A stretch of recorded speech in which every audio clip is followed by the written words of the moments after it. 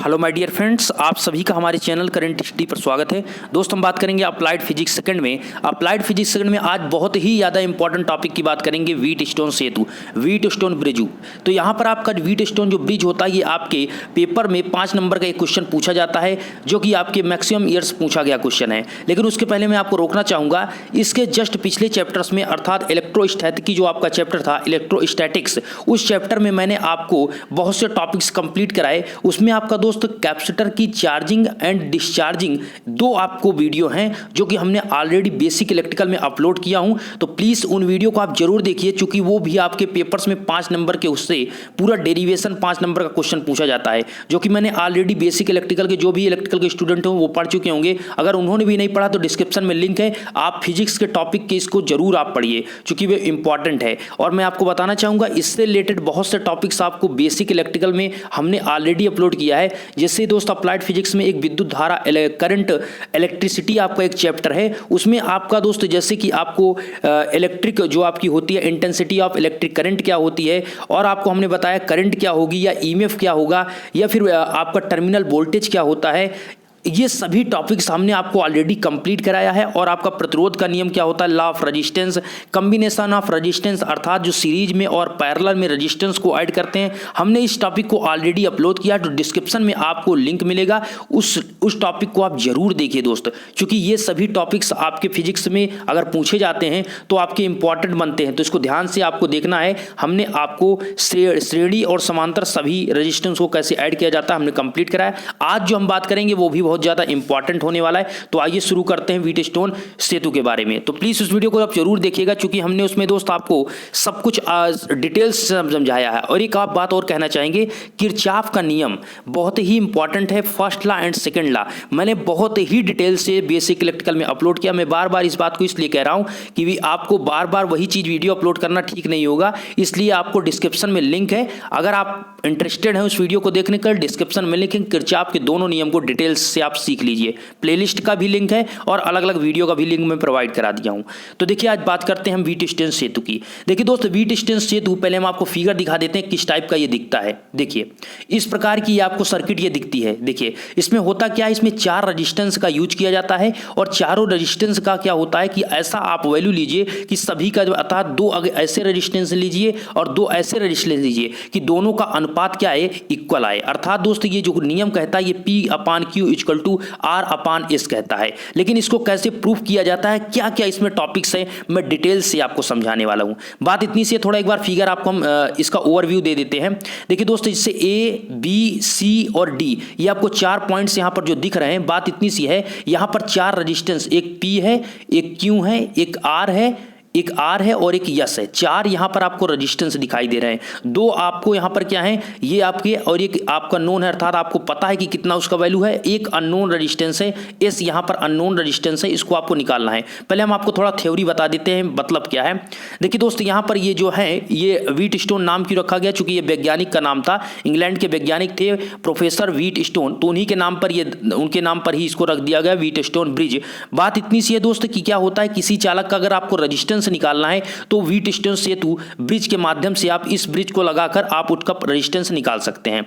अब देखिए हम बात होती है दोस्तों कि इसमें 4 रेजिस्टेंस को श्रेणी क्रम में जोड़कर एक चतुर्भुज बनाया जाता है। क्या इस प्रकार आपका, देखिए इस प्रकार, ये देखिए जैसे हम यहां पर बना रहे हैं, ये आपका क्या है, एक यहां पर बनाया जाता है, एक चतुर्भुज टाइप बनाया जाता है 4 रेजिस्टेंस को सीरीज में जोड़कर।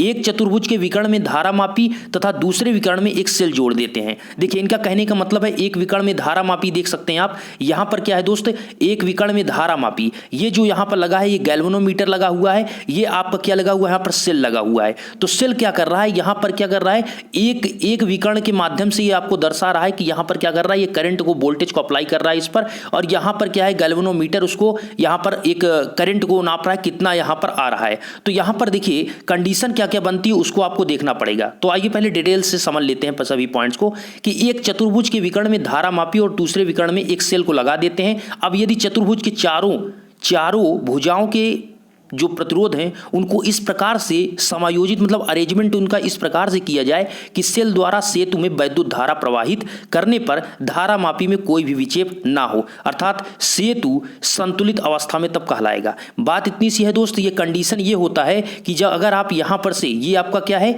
ये आपका जो देख रहे हैं यहां पर देखिए, हम आपको पॉइंट वाइज समझते हैं। देखिए ये आपका एक सेल लगा हुआ है, यहां पर एक की लगी हुई है। तो बात इतनी सी है, जब इस सेल को आप अप्लाई करते हैं अर्थात इस सेल के द्वारा जब करंट वोल्टेज देते हैं तो इस की को आपको बंद करना पड़ेगा, तो यहां से करंट फ्लो होगी। तो जब यहां पर से करंट फ्लो होगी तो ये दो आपको भागों में डिवाइड होगी, एक I1 एक I2, एक I1 एक I2। I1 जो जा रहा है दोस्तों वो P वाले रेजिस्टेंस में करंट होगी और I2 आपके R वाले रेजिस्टेंस में करंट होगी। कंडीशन यहां से आपकी डिफिकल्ट होती है कि यहां पर क्या होगा। तो देखिए ये आपका डिपेंड करता है ओनली किस पर, वोल्टेज डिफरेंस पर, अर्थात उसकी विभवांतर पर। तो विभवांतर देखिए होता क्या है, यहां पर से जब आपकी करंट जाती है तो इसमें करंट फ्लो नहीं होती है, उल्टा आगे आपकी बढ़ जाती है और बाद में घूमकर फिर से उसी निगेटिव की तरफ, निगेटिव टर्मिनल की तरफ सेल की ओर आकर फिर से इसी प्रकार घूमती रहती है, अर्थात इसमें नहीं जाती। तो क्यों नहीं जाती है ये चीज आपको समझना बेहद जरूरी है, यही आपका होता है व्हीटस्टोन ब्रिज। ठीक है, तो देखिए होता क्या दोस्त, इसमें क्या होता है कि वैद्युत धारा प्रवाहित करने पर धारा मापी में कोई भी विक्षेप ना होता है, बल्कि वो बैलेंस्ड कंडीशन में होती है। बात इतनी सी, जब उसमें कोई विक्षेप नहीं होगा अर्थात उसमें कोई, जब बीच वाले में करंट नहीं फ्लो होगा तो उसमें कोई डिफ्लेक्शन, कोई विक्षेप नहीं होगा, तो उस वह जो कंडीशन होगी वो बैलेंस अर्थात संतुलित कंडीशन होगी। देखिए होता क्या है, संतुलित का मतलब दोस्त कि P/Q का जितना रेजिस्टेंस होगा, मानते हैं P/Q का जितना अनुपात रेजिस्टेंस आया उतना ही R/S का रेजिस्टेंस, हम मानते हैं इसका 10 आया तो इसका भी 10 आएगा, अगर इसका अनुपात 20 आया तो इसका अनुपात 20, मतलब जो रेशियो जो आपका आएगा वो दोनों का इक्वल आना चाहिए। ओके, अब देखिए यहां पर होगा क्या दोस्त कि इस दशा में चतुर्भुज की दोनों जो संलग्न भुजाएं हैं इनके प्रतिरोध का अनुपात शेष दो भुजाओं के लगे प्रतिरोधों के अनुपात के बराबर होता है। बात यहां पर ये समझिए, आपको ये पेड़ दिया गया P/Q, मतलब ये जो आप देख रहे हैं PQRS, तो ये जो आप P और Q देख रहे हैं P/Q इक्वल टू R/S, इसका जो अनुपात होगा इन दोनों का अनुपात इक्वल होना चाहिए। हम चलते हैं इसके डेरिवेशन आपको समझाते हैं तो ज़्यादा यहाँ पर क्लियर हो पाएगा। देखिए दोस्त यहाँ पर ये जो आपका फार्मूला बन रहा है यहाँ पर होता क्या है, आप कंडीशन समझ लीजिए। होता क्या है, इसमें PQRS एक चतुर्भुज ABCD की चारों भुजाओं के रूप में अब जैसा कि दर्शाया गया है, BD के बीच एक सुग्राही धारा मापी लगी है और AC के बीच एक सेल लगा हुआ है।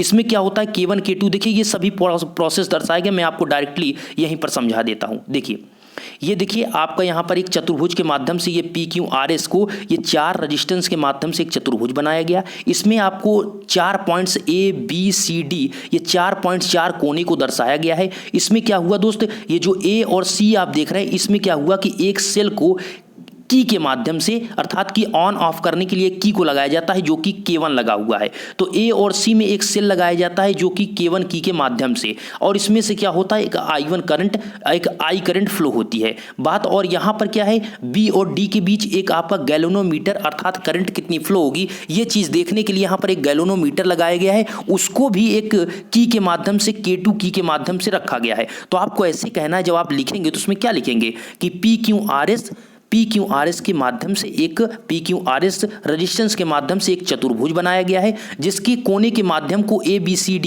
अर्थात पॉइंट्स को ABCD से दर्शाया गया है। और इसमें क्या किया गया है, जब आप ABCD दर्शा लेंगे तो A और C अर्थात आप कह सकते हैं एक विकर्ण को यहाँ पर एक सेल लगाया गया है, जिसको आप की से कंट्रोल किया जाता है, अर्थात यहाँ पर जो K1 है इसके माध्यम से ऑन ऑफ किया जाता है। और जो एक दूसरा यहाँ पर है B और D जो विकर्ण आप देख रहे हैं, इसमें क्या है कि एक गैल्वेनोमीटर लगा है जिसे की K2 के माध्यम से कंट्रोल किया जाता है, ऑन ऑफ किया जाता है। ठीक है, कब ऑन करना है कब ऑफ करना है ये आपके की पर डिपेंड करेगा कि आप ऑन करेंगे कि ऑफ करेंगे। अब देखिए बात इतनी सी आती है, ये चीज़ आप समझ गए। बात दोस्तों यह है कि अब आप सेल से यहाँ पर अप्लाई करेंगे, अर्थात सेल से जब आप करंट को देंगे, वोल्टेज को देंगे, तो यहाँ पर से करंट क्या होगी, फ्लो होगी। जब यहाँ से करंट फ्लो होगी तो दो भागों में डिवाइड हो जाएगी। जितने नंबर आप देखिए, अगर यहाँ पर और भी पार्ट होते तो उसमें भी आपकी करंट जाती। तो यहाँ पर क्या है, यहाँ पर 2 डायरेक्शन है तो दोनों डायरेक्शन में आपकी करंट जाएगी, ये आप बिल्कुल नहीं कह सकते हैं कि दोनों में इक्वल करंट जा रही है।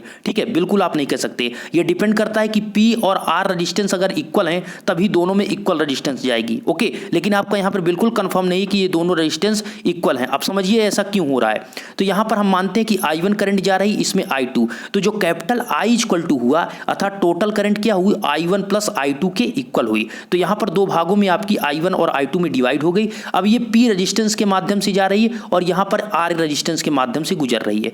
देखिए अब समझिए, यहाँ पर आपका कंडीशन ये होगा कि यहाँ पर से I1 करंट आएगी, तो नियम तो ये कहता है कि इसमें भी आपकी करंट जानी चाहिए। ये नियम तो यही कहता है दोस्त, चूंकि यहाँ से ये सर्किट से है तो इसमें भी करंट फ्लो होनी चाहिए। तो देखिए होता क्या है कि हम देखिए, अब माना बिंदु ए का विभव हम मान लेते हैं, इसका VA है, इसका VB है, इसका VC है और इसका VD है। मतलब जितने भी आपको ABCD पॉइंट्स दिखाए गए हैं उसके आप वोल्टेज उस स्थान पर VA VB VC और VD मान लेंगे। ठीक है, मतलब हम सभी पॉइंट्स पर वोल्टेज को हमने मान लिया। अब हम पहले निकालेंगे A और B के बीच कितना वोल्टेज डिफरेंस अर्थात विभवांतर है। ध्यान से सुनिएगा, वोल्टेज डिफरेंस अर्थात A और B के बीच। तो A और B का जब निकालेंगे तो आप क्या लिखेंगे, VA माइनस VB। अब वोल्टेज V इक्वल टू क्या होता है दोस्त, I into R. Voltage equal to क्या होता है दोस्त, विभवांतर इक्वल टू क्या होता है, धारा इंटू प्रतिरोध अर्थात करंट इंटू रेजिस्टेंस। तो सिंपली आपका यहां पर क्या होगा, VA minus VB, VA minus VB।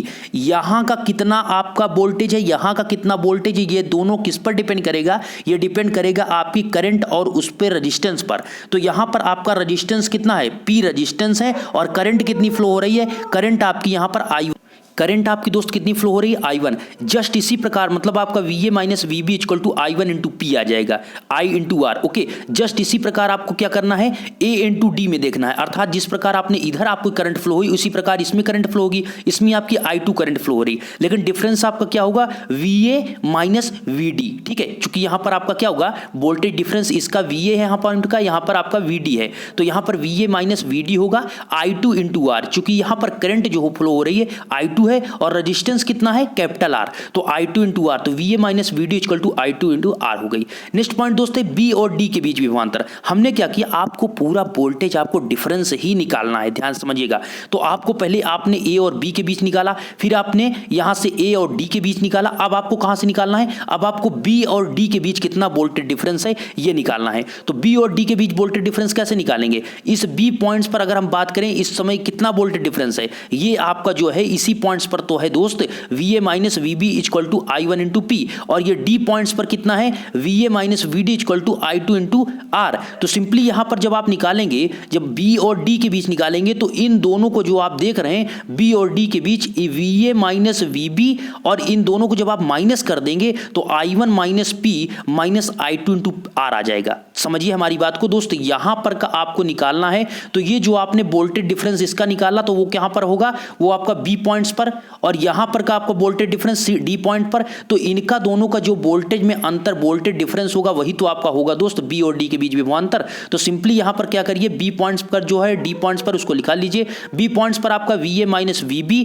Voltage difference हुआ, आपको निगेटिव करना है, माइनस करना है, क्या करेंगे दोस्त, VA माइनस VD। तो सिंपली VA माइनस VD करेंगे और आपका इसके VA माइनस VB की वैल्यू है I1 इंटू P और आपके VA माइनस VD की है I2 इंटू R। तो सिंपली यहां पर आगे क्या होगा दोस्त, ये आप इसको निगेटिव से ओपन करेंगे तो ये आपका कैंसिल हो जाएगा, VA कैंसिल हो जाएगा निगेटिव पॉजिटिव से, और बचेगा आपका VB और VD। ध्यान से देखिएगा, VB और VD, लेकिन माइनस VB होगा और प्लस VD होगा, तो VD minus VB equal to कितना आ जाएगा, I1 into P minus I2 into R। ये आपका यहां पर ये आपका किसी प्रकार का कैंसिल होने वाला नहीं है। ठीक है, इस चीज को ध्यान रखिएगा, यहां पर ये कैंसिल नहीं होगा, हमने इस चीज को माइनस किया है तो आपका इतना आएगा। तो यहां पर आपका VD माइनस VB का मतलब क्या है दोस्त, ये आपको इसका वोल्टेज डिफरेंस प्राप्त हुआ कि B और D के बीच वोल्टेज डिफरेंस कितना है, I1 into P minus I2 into R। ये चीज आपको प्राप्त हो गया। अब बात करते हैं, अब आपको कहां का निकालना होगा, अब B और C के बीच निकालना होगा, फिर D और C के बीच निकालना होगा। तो निकाल लेते हैं। बात अब कंडीशन यहां पर फंस जाती है, तो क्या आपने जो वोल्टेज डिफरेंस निकाला, तो क्या वोल्टेज डिफरेंस आपने निकाला तो क्या इसमें करंट फ्लो होगी। तो कंडीशन ये होता है दोस्त कि अगर इसका वोल्टेज डिफरेंस शून्य है, जीरो है, तो इसमें किसी भी प्रकार का करंट करंट नहीं फ्लो होगी, अर्थात आपके गैल्वेनोमीटर में किसी प्रकार का विक्षेप डिफ्लेक्शन नहीं होगा। तो कंडीशन ये है कि आपका वोल्टेज डिफरेंस शून्य होना चाहिए। अगर वोल्टेज डिफरेंस शून्य है तो आपकी करंट फ्लो नहीं होगी। तो यहां पर देखिए, परंतु ब्रिज के संतुलन के लिए यहां पर बिल्कुल क्लियर किया गया कि जो आपका ब्रिज है उसके संतुलन के लिए गैल्वेनोमीटर में कोई धारा नहीं बहती, जिसका अर्थ है कि बी और डी के बीच विभवांतर शून्य है, अर्थात बी और डी के बीच धारा अवश्य बहती है, बात अन्यथा अवश्य बहती। बात इतनी सी दोस्त, इनका कहने का मतलब यह है कि अगर आपका वोल्टेज डिफरेंस यहां कुछ भी होता, 1 2 3 4 5 कुछ भी होता, अर्थात जीरो के अन्यथा कुछ भी होता वोल्टेज डिफरेंस, तो आपका इसमें करंट फ्लो होती। मैं एक एग्जांपल के तौर पर समझाता हूं। देखिए दोस्त, अगर मान लीजिए ये आपकी दो पाइप है, ठीक है, इसमें क्या है कि पानी आपका इसमें 10 मीटर भरा हुआ है, इसमें भी 10 मीटर पानी भरा हुआ है। 10 मीटर पानी भरा हुआ, तो इसमें जो जल का ये तल का अंतर जो है, देखिए दोस्त, यहाँ पर क्या हमने कहा कि एक 10 मीटर की, मान लीजिए 10 मीटर तक दोनों में पाइप में पानी भरा हुआ है, तो इसमें क्या है कि दोनों तल का क्या है अंतर, जो आप देख रहे हैं बिल्कुल जीरो है। चूंकि ये भी 10 मीटर है, ये भी 10 मीटर तक पानी भरा, तो इसमें अंतर क्या है, जीरो है। तो इस कंडीशन में ये पानी जो इसमें भरा हुआ है, इस कंडीशन में पानी दोनों में, इसको मान लीजिए ज्वाइंट है, ठीक है, नीचे से, तो यहाँ पर क्या होगा, दोनों कंडीशन में जब जल का स्तर इक्वल है तो किसी भी कंडीशन में ऊपर नीचे पानी नहीं जाएगा। तो हम कुछ देर के लिए हम आपको एग्जाम्पल के तौर पर मानते हैं कि जो जल है वो आपका करंट, जो आपका जल है वो आपका क्या है, करंट है। समझिए, जो जल है वो आपका करंट है, और जो इसमें पानी का स्तर ऊपर नीचे हो रहा है वो आपका क्या है, वोल्टेज है, वोल्टेज डिफरेंस होगा, ठीक है। मतलब आपका जो पानी है वो आपका अगर चलता है तो आपका करंट है, और जो आपका जल का स्तर है ऊपर नीचे वो आपका क्या है, वो वोल्टेज है। हम देखिए, हम आपको ये चीज समझाना की कोशिश इसलिए कर रहे हैं कि आप इसको समझ सकें। बात यह है दोस्त कि जब आपका जल का स्तर शून्य होगा तो उस समय ये पानी ऊपर नीचे नहीं होगा, अर्थात यहां पर पानी ऊपर नीचे नहीं होने का मतलब पानी नहीं चलेगा, मतलब करंट फ्लो नहीं होगी वहां पर। समझिए, ये टेक्निक समझिए। और अगर इसमें ये मान लीजिए ये आपका कितना है, ये 20 मीटर है, और ये मान लीजिए 15 मीटर है, ये कितना है, 15 मीटर आपका पानी हो गया, ये 10 मीटर, तो पानी क्या करेगा, ये 15 मीटर क्या करेगा, 10 मीटर की ओर जाने लगेगा। इसमें क्या होगा, डिफरेंस कितना का डिफरेंस, 15 माइनस 10, 5, ये आपका 5 सेंटीमीटर या मीटर का क्या आएगा, डिफरेंस। तो इसमें जैसे ही डिफरेंस आया, ये क्या हुआ, इसके तल में डिफरेंस, तलांतर में क्या हुआ, तल में डिफरेंस आ गया, इसके सतह में डिफरेंस हुआ, पानी में क्या हुआ, इसके हाइट में डिफरेंस आ गया। तो यहां पर उसी प्रकार जब आपका वोल्टेज में डिफरेंस आ जाता है तो तुरंत उसमें करंट फ्लो हो जाती है। जैसे यहां पर तल में, पानी के तल में अंतर हुआ, तो ये तुरंत क्या हुआ, पानी इस प्रकार यहां पर बहने लगा, तो इसमें क्या हुआ, पानी बहा, मतलब इस प्रकार उसी सर्किट में, इलेक्ट्रिक सर्किट में आपकी करंट फ्लो होने लगती है अगर वोल्टेज में डिफरेंस होता है। अगर यहां पर दोनों तरफ 10-10 होता तो आपकी कोई भी करंट फ्लो, अर्थात पानी में कोई भी परिवर्तन नहीं होता। वही चीज हम आपसे कह रहे हैं कि जब तक आपके वोल्टेज में डिफरेंस नहीं होगा, अगर यहां पर 10 ओम है, यहां पर 10 वोल्ट है, यहां पर 10 वोल्ट है, वीबी और वीडी पर, दोनों पर, तो आपकी इस गैल्वेनोमीटर में कभी भी करंट फ्लो नहीं होगी, असंभव, ठीक है। वही चीज कह रहे हैं, कभी भी करंट फ्लो नहीं होगी। अगर इसमें थोड़ा भी डिफरेंस होगा तो तुरंत करंट फ्लो हो जाएगी। तो वही चीज यहां पर कहा गया दोस्त कि आपकी जो करंट है वो आपकी फ्लो नहीं हो रही, चूंकि बी और डी के बीच वोल्टेज डिफरेंस आपका शून्य है। अब चलिए देखिए, अभी हमने क्या बताया, आपका वी और बीबी के बीच आपका वोल्टेज डिफरेंस हो गया, वीए और वीडी के बीच हो गया, और बी और डी के बीच आपने वोल्टेज डिफरेंस निकाल लिया। अब बचा है आपका बी और सी के बीच और सी और डी के बीच, ये दो आपके पॉइंट्स यहां पर बचे हुए हैं। अब निकाल लेते हैं वीबी और वीसी के बीच। तो यहां पर वीडी और वीबी के बीच आपका शून्य हो गया दोस्त। जब आपका ये चीज जीरो हो जाएगा, ध्यान समझिए, जब वोल्टेज डिफरेंस आपने जो ये निकाला है, इसकी वैल्यू जो दोस्त वीडी माइनस वीबी आपने निकाला है, जब इसकी वैल्यू क्या हो जाएगी, जीरो हो जाएगी, वोल्टेज डिफरेंस जीरो हो जाएगा, तो ये पार्ट क्या हो जाएगा, पूरा जीरो हो जाएगा। जब ये पार्ट आपका जीरो हो जाएगा तो क्या हो जाएगा, यहां पर I1 into P equal to I2 into P हो जाएगा। ये चीज आपको प्राप्त होगा। ये क्या हुआ, हम इक्वेशन नंबर 1 लिख लेते हैं। क्या लिख लेते हैं, इक्वेशन नंबर 1। अब यहां पर आपको लिखना है VB माइनस VC। अब यहां पर हम इधर की निकाल रहे हैं, अर्थात ये VB है और ये आपका VC है, तो VB माइनस VC क्या होगा, V बराबर क्या होता है, I इंटू R, ठीक है, क्या होता है, I इंटू, तो VBC निकालना है, तो आपको क्या होगा, VB माइनस VC, I की वैल्यू क्या होगी, I1, R रेजिस्टेंस यहां पर Q, तो I1 इंटू Q हो जाएगा। तो VB माइनस VC जो होगा, VB माइनस VC जो होगा, I1 इंटू Q होगा, ठीक है। इसी प्रकार आपको दोस्त VD माइनस VC निकालना होगा। VD माइनस VC कैसे होगा, ये आपका क्या है, D पॉइंट है, ये आपका C पॉइंट है, ध्यान से देखिए, C पॉइंट है। तो जब आप D को C से, अर्थात वोल्टेज डिफरेंस करेंगे, तो VD माइनस VC करेंगे तो आपका कितना आएगा, इसमें हो जाएगा आपका क्या, I2 इंटू S। चूंकि आप ध्यान से देखिए तो आपकी जो करंट फ्लो हो रही है, इधर से I2 है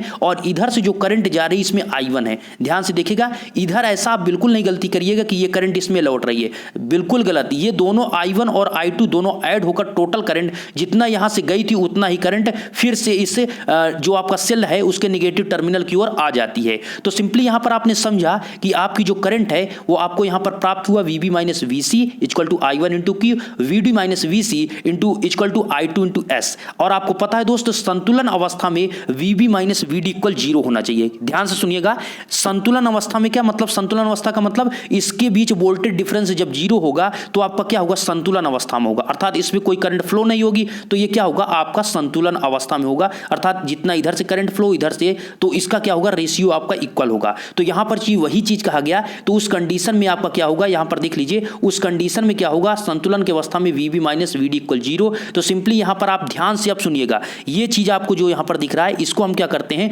इनको दोनों को निगेटिव माइनस कर देते हैं। ये आप इसको इक्वेशन नंबर 2 लिख लीजिए या इक्वेशन नंबर 3 इसको लिख लीजिए, एक दूसरे को कुल मिला के माइनस कर दीजिए। जब यहां पर एक दूसरे को माइनस करेंगे, ध्यान से देखिए, ये आपका दोस्त क्या होगा, ये प्लस होगा, तो ये आपका minus VC plus VC cancel हो जाएगा और यहां बचेगा क्या आपका VB और माइनस VD और equal to I1 minus Q minus I2 into S, यही चीज आपका बचेगा। और लेकिन VB माइनस VD जो होता है वो आपकी संतुलन अवस्था में क्या है, 0, तो ये चीज पूरा पार्ट आपका 0 हो जाएगा और बचेगा क्या, I1 minus Q, I1 into Q minus I2 into S, जो कि यहां पर आपका इतना आ जाएगा। हमारी बात को आपने समझ पाए दोस्त, जो आपने यहां पर निकाला था दोस्त, ये चीज आपने जो अभी निकाला है इसको हमने एक दूसरे को माइनस कर दिया। जब माइनस कर दिया तो आपको यही प्राप्त होगा, ये इसलिए यहां पर हमने निकाला चूंकि VB माइनस VD जो होता है वो संतुलन की अवस्था में होता है, वही चीज हमको प्रूव करना है। तो यहां पर ये चीज आपको प्राप्त हो जाएगा। इसको हमने क्या किया, ये चीज आपने पहला देखिए, किसी भी इक्वेशन नंबर 1 2 3 कुछ आप मान सकते हैं,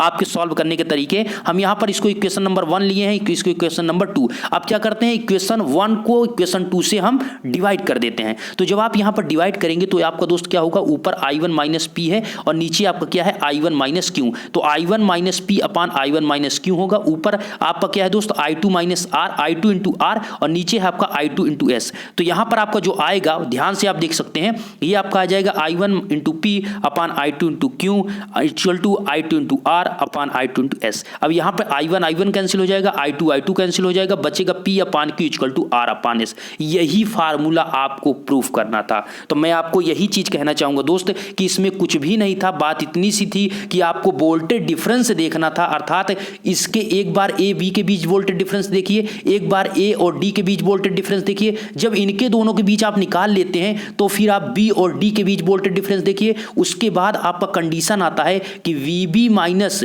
अर्थात VD माइनस VB आपका अगर 0 है, अर्थात voltage difference VB minus VD के बीच 0 है, तो इस कंडीशन में इस गैल्वेनोमीटर में किसी भी प्रकार की करंट नहीं फ्लो होगी। ओके, तो यहां पर क्या होगा, फिर आपको B और C के बीच वोल्टेज डिफरेंस निकालना है, फिर C और D के बीच वोल्टेज डिफरेंस निकालना है। जो आप B और D के बीच और C और D के बीच निकालेंगे वोल्टेज डिफरेंस, उसको एक दूसरे को माइनस कर देना है। जैसा आप देख सकते हैं, इसको जो आपने निकाला है इसको एक दूसरे के क्या कर देंगे, माइनस कर देंगे। जब आप माइनस करेंगे तो आपको प्राप्त हो जाएगा I1 into Q equal to I2 into S। फिर एक दूसरे को क्या कर दीजिए, जो आपको ये पहला इक्वेशन प्राप्त हुआ था, ये वाला इसको और ये वाला इसको, ये दोनों को डिवाइड कर देंगे तो आपको ये फार्मूला प्राप्त हो जाएगा। अब बात इतनी से दोस्त, यहां से स्पष्ट है कि P और Q का अनुपात जो है, R क्या है, एक अज्ञात है, अर्थात यहां पर आपको R ज्ञात है, अर्थात नोन है, इसको आपको पता है कि R कितनी है, उसकी वैल्यू आपको दी जाती है, लेकिन S जो है आपका अज्ञात होता है, अननोन होता है। इस रेजिस्टेंस के बारे में आपको नहीं पता, यही की वैल्यू आपको निकालना होता है, अर्थात S इक्वल टू आ गया R इंटू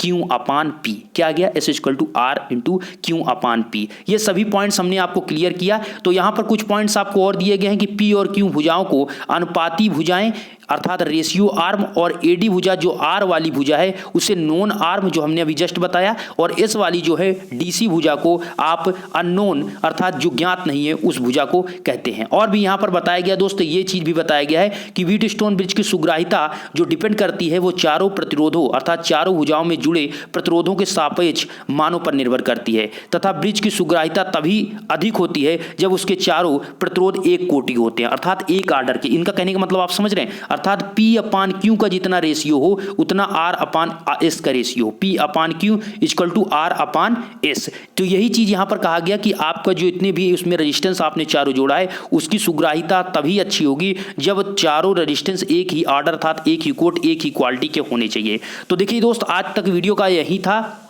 मैं यही कहना चाहूँगा, आपने वीडियो अब यहाँ तक देखा होगा और आशा करता हूँ कि वीडियो भी आपको अच्छा लगा होगा, सभी पॉइंट्स क्लियर हुए होंगे, सभी पॉइंट्स समझ में आए होंगे। बात यही कहना चाहेंगे, अगर आपने दोस्त आवेशन अर्थात कैपेसिटर का निरावेशन आवेशन आपने नहीं पढ़ा है, आपको उस वीडियो को देखना चाहिए। आपने अगर किरचॉफ का फर्स्ट लॉ सेकंड लॉ नहीं पढ़ा है तो डिस्क्रिप्शन में सभी का लिंक है जो कि हमने ऑलरेडी बेसिक में अपलोड किया है। तो जो स्टूडेंट अदर ब्रांच के हैं उनके लिए यही कहना चाहूँगा, आप देख सकते हैं। एक बात कहना चाहूँगा, व्हीटस्टोन ब्रिज का जो सिद्धांत है दोस्त, प्रतिरोध नापने के लिए दो व्यवहारिक यंत्र होते हैं। जैसे आपके एक पोस्ट ऑफिस बॉक्स होता है, ठीक है, एक पोस्ट ऑफिस बॉक्स होता है, एक मीटर ब्रिज होता है। ये दो एग्जांपल हैं, पोस्ट ऑफिस बॉक्स और एक आपका है मीटर ब्रिज, ठीक है। तो वीडियो आज तक का यही था दोस्त, डिस्क्रिप्शन में आपको लिंक है, एक बार चेकआउट करें और वीडियो ध्यान से देखें और अच्छे से तैयारी करें। धन्यवाद।